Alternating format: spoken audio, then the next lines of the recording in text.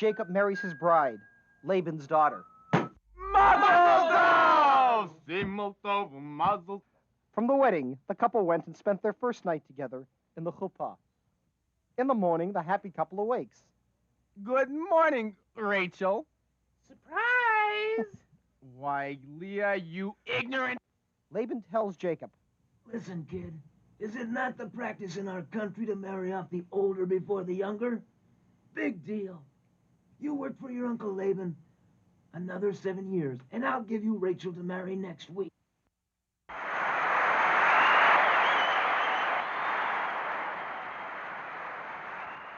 And now, ladies and gentlemen, it's time to play Battle of the Births. Our two contestants, Leah and Rachel. Go, Rachel, kid! The game is off and the family is building. First to move on our scoreboard is Leah. She gives birth to 4 sons, Reuben, Simeon, Levi, and Judah. Rachel is still barren, but not to be outdone, she brings in a relief pitcher. She sends her maid Bilhah into action. Bilhah brings Rachel's side back into the game with the birth of 2 sons, Dan and Naphtali. Not to be outdone, Leah also brings in a reliever, her maid Zilpah. Zilpah adds 2 more sons to Leah's total, Gad and Asher. And the score is now 6-2, and we are heading into the final round. Leah and Rachel are ready for their final birthing efforts. We'll be back in a moment for the final totals. And here is the final score. Leah has given birth to 3 more children, Issachar, Zebulun, and a daughter, Dinah. And Rachel has finally given birth to a son, Joseph. This brings our final totals. Leah, 8 sons and 1 daughter. Rachel, 3 sons, including Joseph. About this time, Jacob figures that it's about time to start out on his own. Right, little fella? He works out a deal with Laban as to a fair way of dividing the flocks. Both of them try to cheat each other, but this time, Jacob out-connives Laban. Hey, they're all speckled. Jacob and family set out for Canaan. Little does she know that Rachel has decided that she was entitled to a little of the family wealth. She steals the family idols. Laban gives chase and catches them in the hill country of Gilead. Oh, no. Father's coming. Sit on it. That's a good idea. Search the camp. Do I at least have the right to remain silent? And Rachel sat on the idols, and no one found them. Then Laban makes his peace and leaves. And Jacob returns to Canaan and is met by 2 angels. Now he knows he's back in God's country. That's some Torah portion, right, little fella? I can't believe how much happened in 1 week. But what would you choose for a cartoon? Jacob's dream? The meeting at the well? 14 years of hard work? The battle of the births? Personally, I'm interested in the first wedding. I don't see how Jacob could have been fooled. It seems to me that he was too good a hustler to be out-hustled. While I spend some time working on this question, why don't you do the same thing? See you next time. Until then, chazak, chazak, v'nit chazek.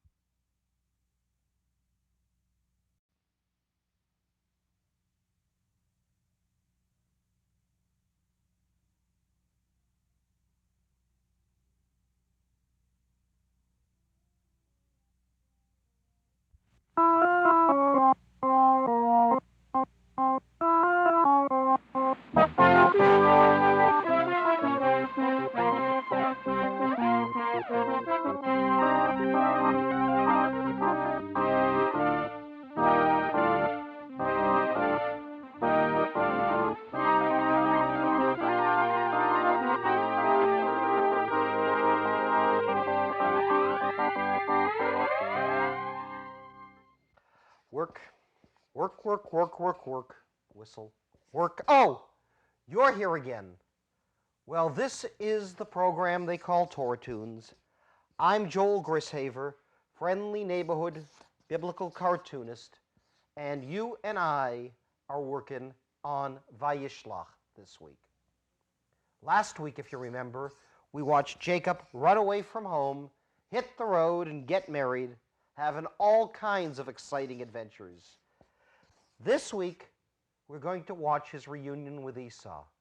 So away we go. In this Sidra, we get these exciting adventures.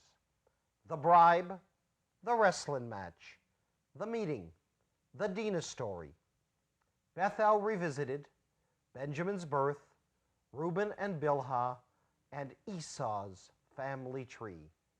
Ah yes, another jam-packed action-adventure week. Story 1, The Bribe. Jacob is about to meet his brother Esau. He sends Esau a message. I have been with Laban. Stop. I collected cattle, asses, sheep, male and female slaves. Stop. See you soon. Stop. He gets a return message. Look forward to seeing you soon. We'll meet you with 400 men. Stop. Esau is coming to meet us with 400 men. Let's divide the camp into 2 camps. The night before the meeting, Jacob was left alone. There, he had a wrestling match. And now, spanning the globe to bring you special features, Tortune brings you an interview with the unknown wrestling partner. I'll tear him apart. I'll rip him limb from limb. I'll make a tuna melt out of him. Ladies and gentlemen, here for the first time ever, we have an exclusive interview with Jacob's wrestling partner. Sir, what is your name? No comment. Mr. Unknown Wrestler, sir, could you tell us if you are a person or an angel? No comment. Then tell us about the bout. He tried a reversal, but I put him in airplanes. Wow, yeah. But then he got the best of me. But what about the name change? He has me in this Heineken death maneuver. He asked me to bless him, but I can't bless him. But I did give him some advice. I told him not to call himself Jacob no more. I told him to use Israel. Now there's a name with class. But you tell that punk that if he ever faces me again, he'll get more than a pulled leg. I am the unknown wrestler. Jacob and Esau meet. In spite of all the worry and all the anticipation, it's no big deal. So, this is Leah and this is Rachel. Zebulun, stop throwing the potato salad at your sister. This is Bilhah and Zilpah. This is Reuben, or wait a second, are you lazy? You know, with 12 kids, it's sometimes hard to tell. And before we continue with the adventures of Jacob, it's time for a side plot. This is Dinah, Jacob's daughter. Like, hello. Dinah has a little escapade with Shechem, the son of Hamor. Shechem was a local. Sure. Jacob's sons aren't too happy about the whole situation, so they work out a deal. Okay, you and your people get circumcised, and then you can marry our sister. Circumcised? Well, she is pretty. However, on the 3rd day after the circumcision, when everyone was still in pain, War! Kill them! Slay the infidels! when Jacob complains, You have brought trouble on me by making me stink before the inhabitants of Canaan. the brothers told him, Should our sister be treated as a harlot? "They can't do that to our sister." We gotta protect her reputation. Meanwhile, God told Jacob to go back to Bethel. Boy, this place sure brings back memories. Sure dreams some good dreams here.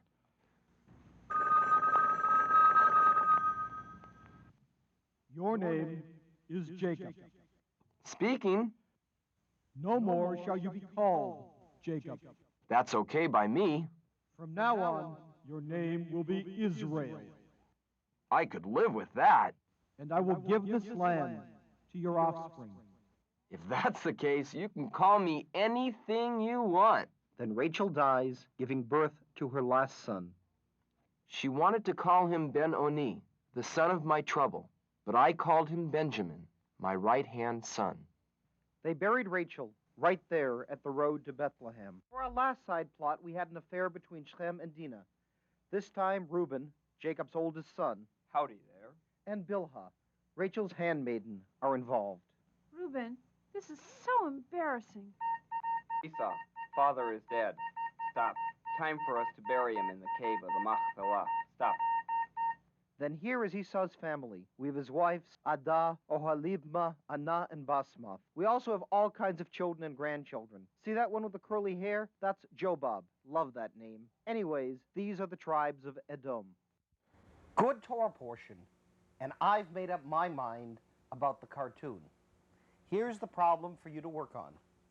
Why was Rachel, the only one in the family, not buried in the cave of the Machpelah?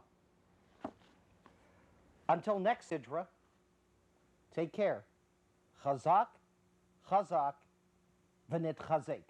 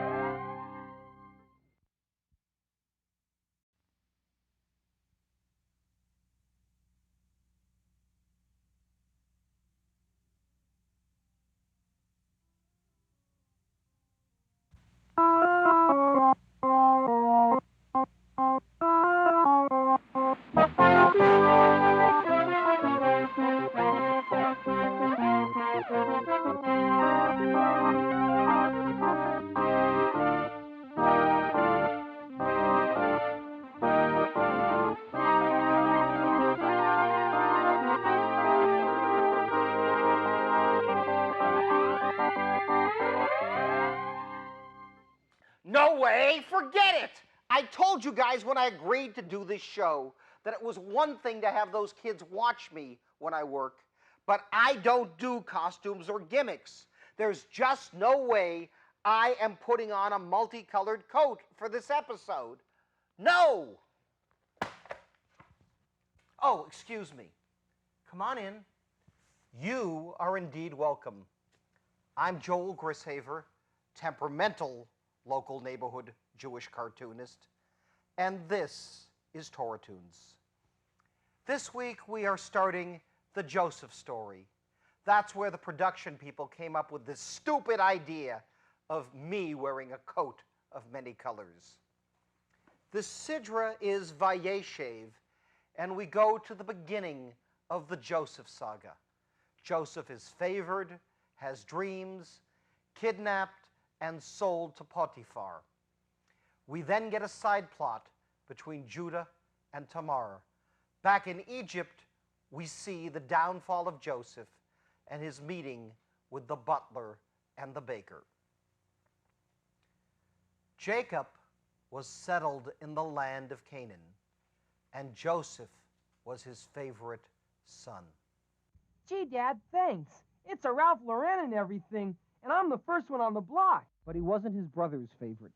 Hey, guys, I had this dream, and all of us were out in the fields buying sheaves, and it was really neat. You bringing in the sheep. No! Seriously, guys, and all the sheaves bowed down to my sheep. Joseph, Shut up! Hey, guys, I just had this other dream where all the stars and the sun and the moon bowed down to me. Hey, Joseph, shut up! Go play with the Midianites. One day, Father says, Your brothers are shepherding in Shechem. I'm going to send you to them. Joseph says, and went to meet his brothers.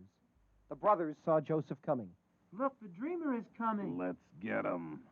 Okay, Naphtali, you go out. Button hook and then cut across. Hey, Joseph, Hineni. you ever seen the road to Egypt? Well, let us show you this scene.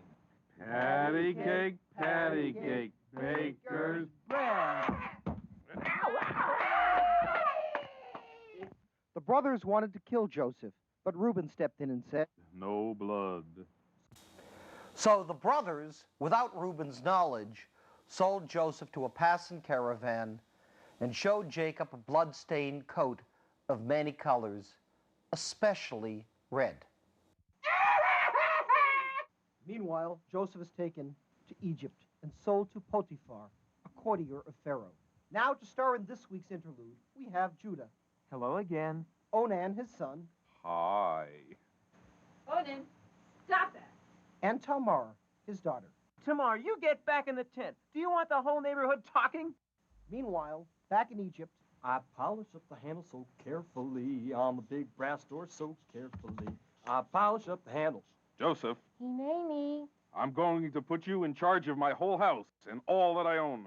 And to polish up the handle so carefully on the big brass door so carefully. because every good story needs complications, we introduce Potiphar's wife, who casts eyes upon Joseph and says to him, Lie with me. Oh, I'd love to, but I've got a headache. Potiphar's wife then screams something we can't say on an educational slideshow. Enter Potiphar, who says, Book him. and Joseph is thrown in jail. Here we find Joseph in jail. To dream the impossible dream. He meets the butler and the baker. Wasn't there supposed to be a candlestick maker, too? The butler has this dream. The answer is, and in 3 days the king will return you to power. The baker, too, had a dream. The answer is, in 3 days, your head will be cut off.